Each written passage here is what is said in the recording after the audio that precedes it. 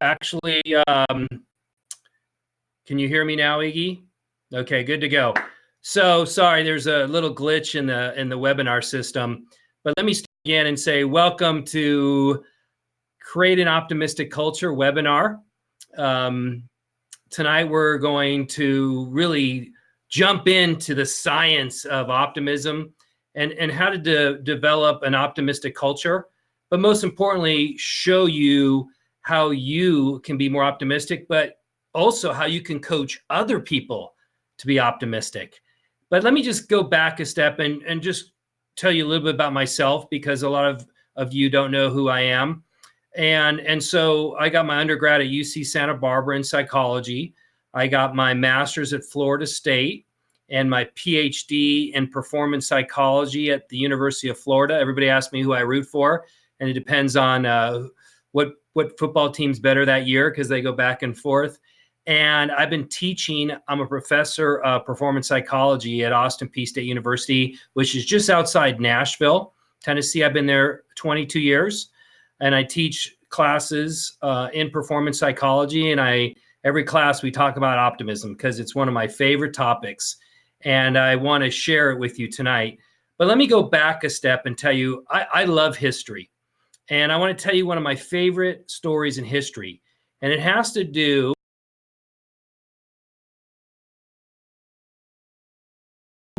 with Thomas Edison.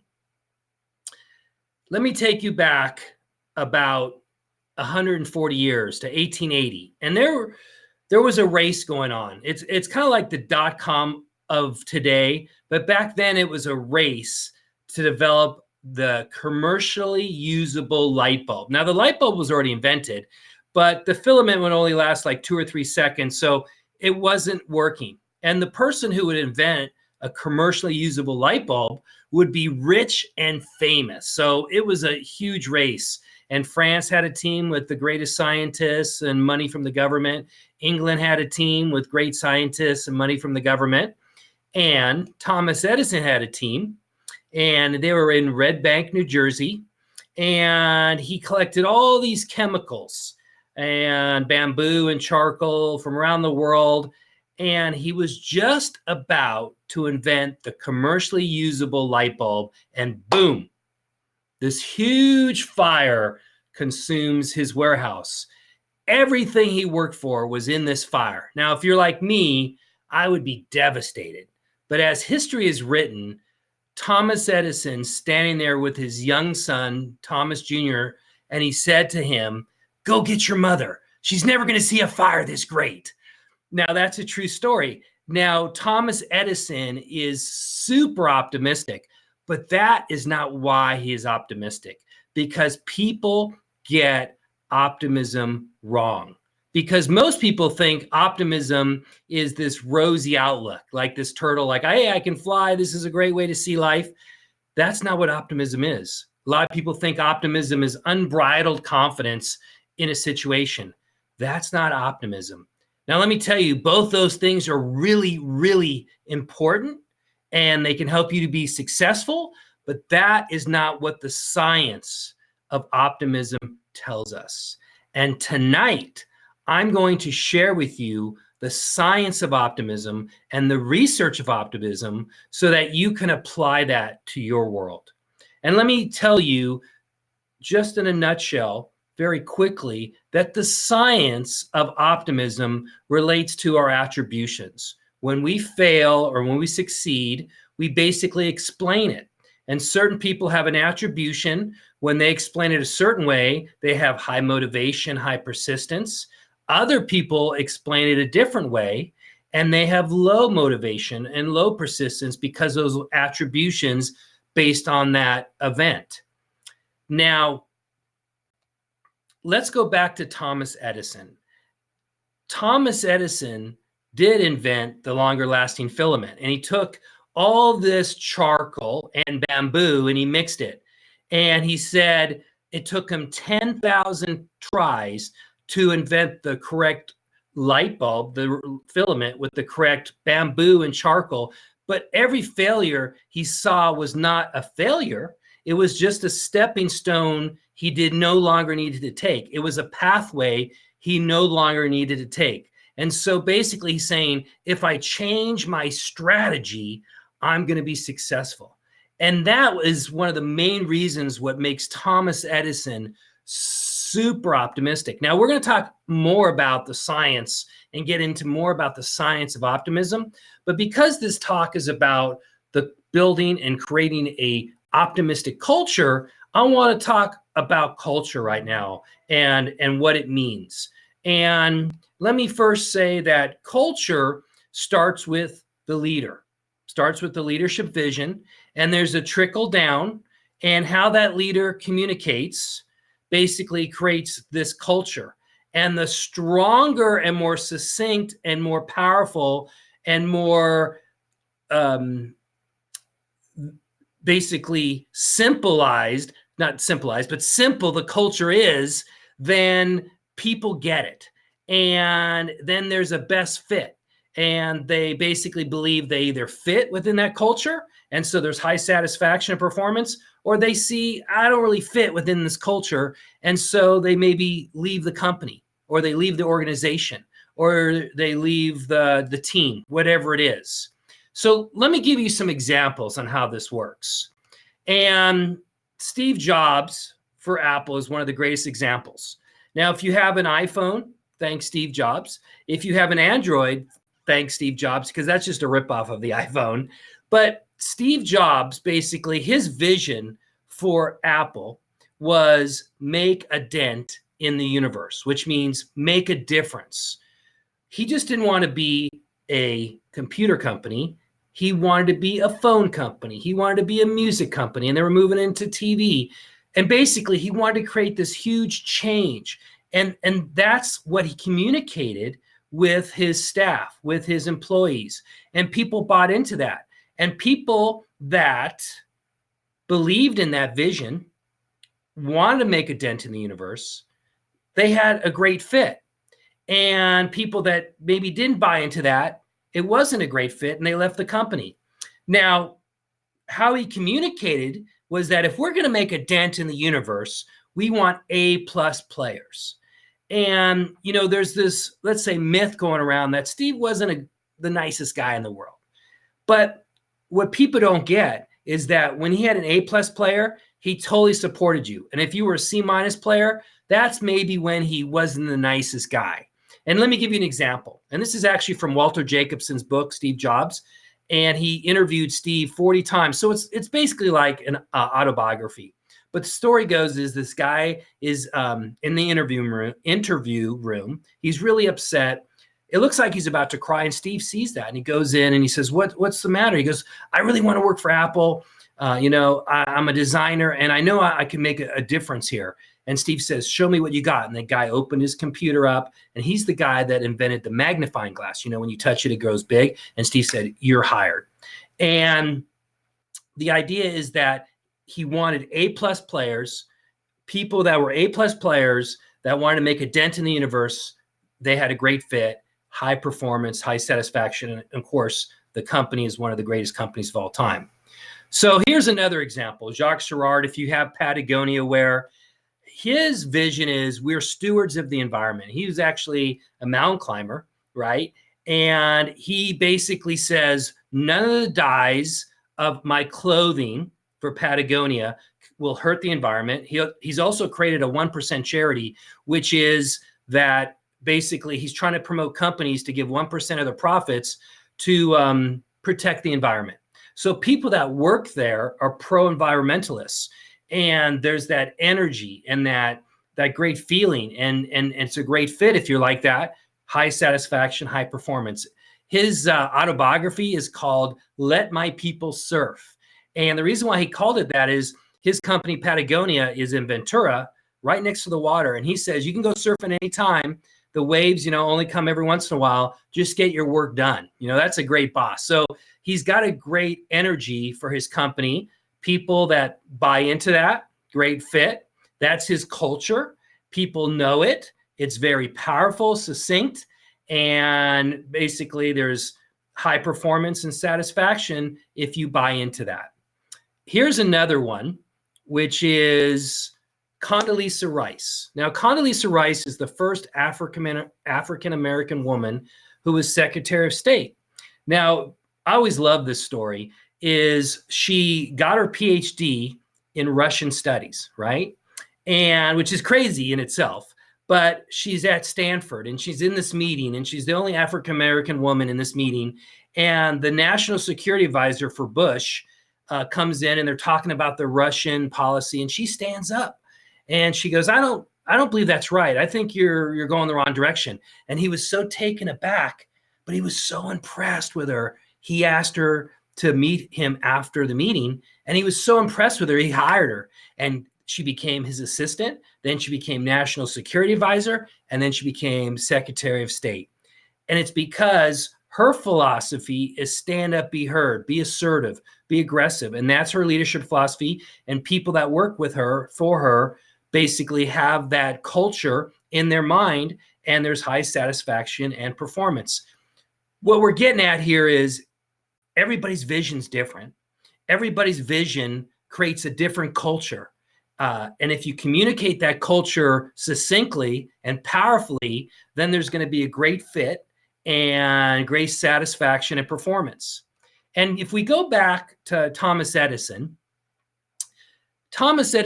you probably heard this quote before: success is 10% inspiration and 90% perspiration, right? I know you've heard that quote before, but to me, it means you better work very, very hard. And his culture was, it's okay to fail. We're going to fail. We're going to fail. We're going to fail. But eventually we're going to invent all this great stuff, right? And that was his culture. That's what he promoted at Red Bank, New Jersey. And that's why they invented all this great stuff, because people bought into that culture of hard work, but it's okay to fail. And, just in case you're wondering, Thomas Edison invented so much great stuff. He invented the ticker tape. He invented the microphone. He invented the phonograph. He invented how we see movies. So he's one of the greatest inventors of our of all time, who changed our life. And the idea is that everybody has a different culture, and if it works for you, then there's going to be high satisfaction and performance. And this talk is about creating an optimistic culture. So what I want to do now is talk about how we can place the optimism in the culture, whether you're a business leader, whether you're a parent, whether you run a company, whether you're a coach, whatever it is, you're creating a culture. And if you create an optimistic culture, you're going to have a lot higher satisfaction and performance, guaranteed. So let me talk about the science of optimism. And let me give credit where credit's due. So what I'm about to tell you is a framework, a theory based on Martin Seligman's work. Martin Seligman wrote this book, Learn Optimism, and I did my master's thesis under this his work, and about optimism and pessimism. And so that's why I know a lot about it. But the idea is that he created this framework. And let me explain it to you. And I've kind of changed up the words to make it user friendly, because he's an academic and sometimes he writes a little academic ease, and I want to make it more user friendly. So let me explain how it works. When you're an optimist and you fail, you want to know why. Okay, you're going to ask why. You're going to make explanations. Those are attributions. The optimist blames it on or explains it, uses attributions, what I call tough, TUF, temporary, unique, and flexible. Okay, temporary, unique, and flexible. So let me give you an example. The girl is, let's say, where I teach at Austin P, you have to pass a math test. Okay, if you don't pass, not a math test, a math class. If you don't pass the math class, you don't graduate. So if you're an optimist, let's say you fail the first test, you might say temporary. I just didn't have it that day.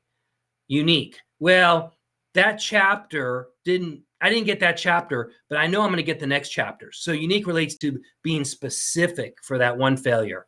And then flexible, the F, relates to things within my control. If I change the way I study, maybe I didn't try hard enough, I didn't study enough hours. Ultimately, if you explain it with TUF, You believe that success is around the corner. And because success is around the corner, your motivation is high. You're going to stay motivated to pass the class. Your confidence, you believe you're going to pass the class, and your anxiety goes down. You're not too stressed out. Now let's flip that around. A pessimist, when they fail, they're going to ask why, right? And they're going to blame it on something. I didn't create a great acronym for this. PGUC, permanent, global, and uncontrollable. So PGUC stands for permanent, global, and uncontrollable. So that student who's a pessimist at Austin Peay fails the first math test. Well, she might say something like, I don't have it. I'm never going to have it. I'm not good. It's not this chapter. It's across the whole class. That's global. And no matter what I do, if I get a tutor or if I study harder, it's not within my control. So she believes failure is continual. That's why motivation goes down, confidence goes down, and stress level goes up. And probably she's going to maybe quit the class.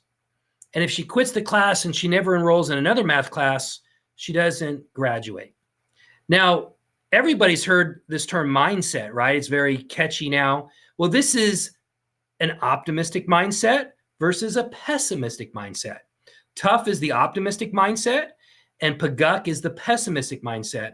And both these people could have the same amount of talent, but their mindset makes them diverge. So the optimist who fails the first math test, eventually she passes the math class, she graduates, and she becomes a doctor. The other student basically fails the first math test, maybe the second one, and eventually they drop out and they become head fry cook at McDonald's. Now, it had nothing to do with their talent. It had to do with their mindset. So the optimistic mindset versus the pessimistic mindset is huge. And let me go into a little more research in regards to what's going on here. And I think once we know the research, then it's also easier to apply it. And I'm going to definitely share with you and show you how to apply this knowledge so that you can create an optimistic culture at home and at work. So let me tell you my master's thesis. And this is where I got into the work. And I did this 30 years ago. So I could play on the senior golf tour if I was good enough, but I'm not good enough. But I did this work 30 years ago, excuse me, with the Florida State swim team.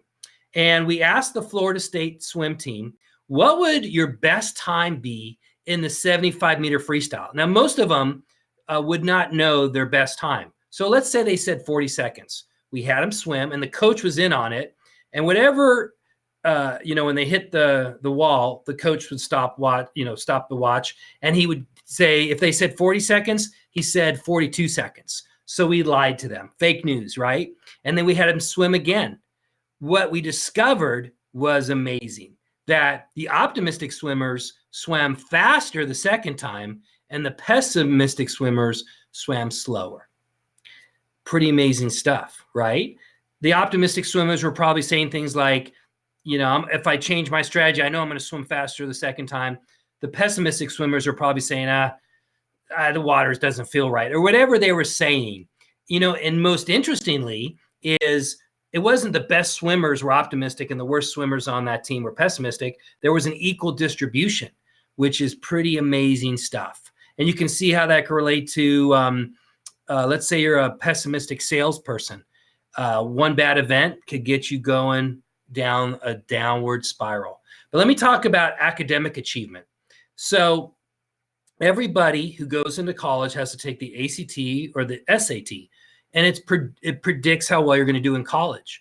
Well, they've discovered that when you measure optimism versus pessimism, which is through the attributional style questionnaire, the ASQ, it is actually a better predictor of how well you're doing in college compared to the SAT or ACT, because the ASQ, which measures your optimism or your pessimism, predicts attitude, right? And it's about your attitude that predicts your grades. So let me tell you about number 3, life insurance agents. A lot of rejection, a lot of failure. Well, the optimistic life insurance agents sold twice as much product and lasted in the job twice as long compared to the pessimistic life insurance agents. And what MetLife does now is they actually make people take the ASQ, and if you don't score a certain number, whatever that might be, you don't get an interview. So it's like a cutoff. So they get it. They understand that that's a big predictor if you're going to be successful. But my favorite study relates to baseball Hall of Famers. And I know tonight is the 7th game of the World Series, so a lot of fans of baseball are watching that. But I want to talk about the Hall of Fame. Now, the Baseball Hall of Fame started in 1935. So there's a lot of dead Hall of Famers, right? And the reason why I say that is what they did was they looked at quotes from Baseball Hall of Famers. They looked at optimistic quotes and they looked at pessimistic quotes, or people they believed were pessimistic, and baseball players that they believed were optimistic. And let's say the optimistic baseball player, when they had a bad game, would say, I just didn't have it today. The pessimistic player might say, I'm in a slump. My swing feels really, really funky, whatever it might be. Well, here is the amazing research finding. The optimistic baseball players live longer than the pessimistic baseball players. So think about that. The optimistic baseball players live longer than the pessimistic baseball players. So not only does being optimistic promote greater success, it makes you live longer. So the key question, of course, is, how do we become more optimistic? But I want to share with you to help you understand what you are. Now, when I do my seminars and my keynotes, I actually give out the ASQ, like a mini version, and we look at your score, right? And it has a bunch of questions. It's been validated. It's used in all the research. And what's interesting is when I do it in my class, which I do every semester for the last 20 years, we get their optimism. We get people, let's say the scores range between 40 and minus 10. And I do a median split. So if you're like 20, or below, you're a pessimist, and you're 20 and above, you're an optimist. So we split the class, right? That's called a median split. And then I ask them a question. If you just failed the sports psych midterm, how hard are you going to try on the final in terms of studying? 1, not hard at all. 7, very hard. And I asked them to give me a score. For 22 years, the optimists always score about 2 points higher than the pessimists. Crazy, right? But it shows you how powerful that mindset is. The optimistic mindset is hugely important. Now, you should discover what you are. Now, if you go to AuthenticHappiness.org, that's actually a website for Martin Seligman. It takes you to a website under the University of Pennsylvania. That's where Martin Seligman teaches. And if you go to assessment, you can go to optimism scale and measure your optimism or pessimism, however you want to look at it. And it scores it for you. And so it's an easy way to, it's kind of like the ASQ, but it's an easy way for you to understand your optimism and your pessimism. And so you should do that. Go to that site. And it's a really interesting site as well. There's a lot of good information on there. But most importantly, besides understanding the framework and the research and what you are, most importantly is how do we create an optimistic culture? How can you create an optimistic culture at work and at home if you're a parent? Well, that's what I want to discuss next with you. And it's based on the ABCDs. So the way it works is, A, you had adversity, some type of failure. And a failure could be you didn't, live up to your expectations of performance, whatever it might be. Beliefs are basically what you believe about that failure. And then consequences and dispute. And dispute is basically making that person believe in the tough process, making them more optimistic. So let me give you some examples on how this works. So the first one is I bombed a presentation, right? We all do that. You had a talk at your company. It was an important talk. You were presenting something, totally bombed it, right? your belief might be, I just don't do well under pressure. I'm not a good speaker. C is consequences. I'm going to stop presenting to my group, to my boss, whatever it is. And if you don't present, if you're not a good speaker, most likely you're not going to succeed to your full potential, because being a great speaker is very important to your success. So let's say you're being coached. This is you bombed it. You have these beliefs and consequences. What could your boss or your mentor or someone coaching you say to you? So D is dispute, right? So temporary could be things like, well, some days you're just going to give a bad speech. Hey, look, I've had bad days myself when I give a bad speech, totally prepared. One day I gave a great speech. The next day I didn't have it. The audience, didn't connect, whatever it is, which also relates to you. Unique could be maybe the content didn't click with that audience, but I know it's going to click with another audience. So unique relates to that specific situation. And then F stands for flexible. Maybe you're really nervous when you speak, because of course we know public speaking is the number one fear. So if you control that with maybe, meditation, maybe with, positive thinking, maybe a lot of different ways to deal with it that you could use to, maybe speak in front of your colleagues beforehand so you feel the pressure. Whatever it is, you can control your nervousness and also maybe have some different strategies to speak better. What's going to happen is that person, it's very subtle. You can just say these very subtly in your communication. That person's going to believe success is around the corner. They're going to speak well next time. So they stay motivated. They stay confident that they can do it. And they're not stressed out about it. And they're going to succeed because now they're going to practice their speech. They're going to work on it. They're going to work on their nervousness, and they're going to get better at it. So here's another example. Adversity. I had a confrontation with a colleague, right? You had some issue at work or on a team. That happens all the time. Belief. I don't get along with other people that well. I just don't. And then C, I'm going to quit interacting with others. I'm just going to be more introverted. And of course, we know most likely if that's the case, you're not going to be successful, because it's about connecting. It's about interacting. It's about emotional intelligence to be successful, right? So maybe your boss, your mentor, your coach, whatever it is, again, could dispute that using the tough strategy. Temporary. Maybe, that colleague was having a bad day and that's why you guys butted heads. Maybe, some colleagues you just don't mesh with. Don't worry about that colleague. Just interact with the other colleagues. That's unique.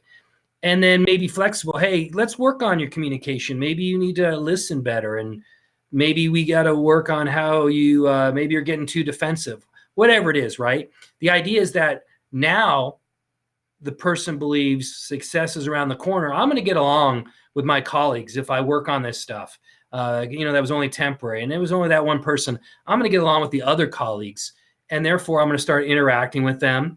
I'm confident I'm going to get along, and you will be more successful. Again, it's a way to communicate. It could be very subtle, but very powerful. And one more example is, let's say a sales event. You went to a client and you bombed that interaction, that sales event with that important client, right? And believe I'm not that good at sales. Maybe it's a young person who just started in the field.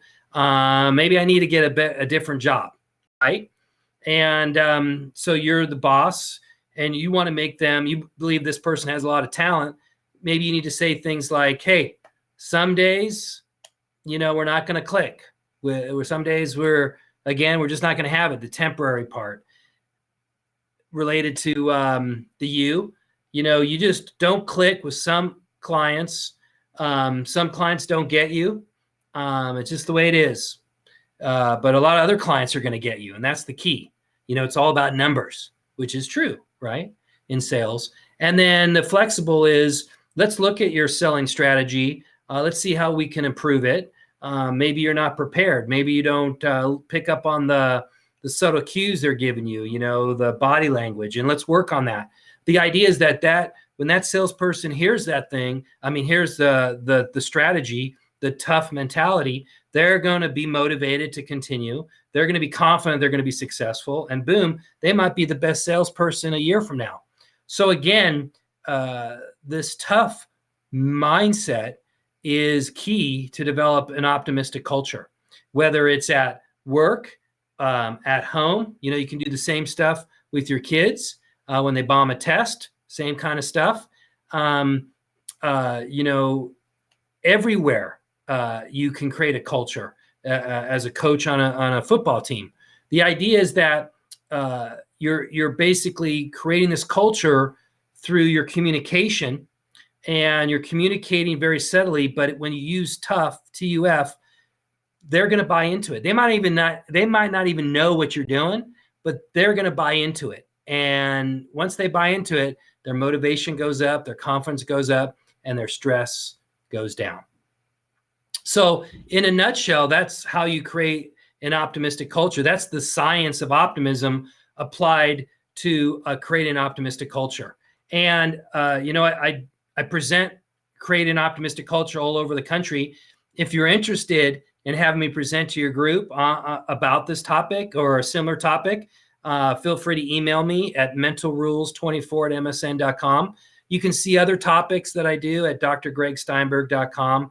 And you can see some articles and some videos about optimism and the science of optimism at emotionaltoughnessuniversity.com.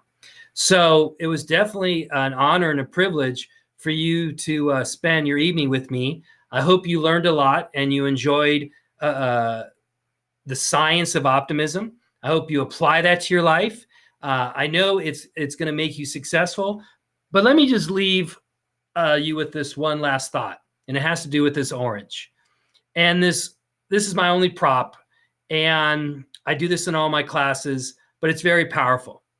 So let me end tonight with this orange. My first question to you is, if I squeeze this orange, what comes out? Orange juice, right? Second question, why? Why does orange juice come out? Because that is what is inside. Third question, what have you put inside your home, your team, your organization?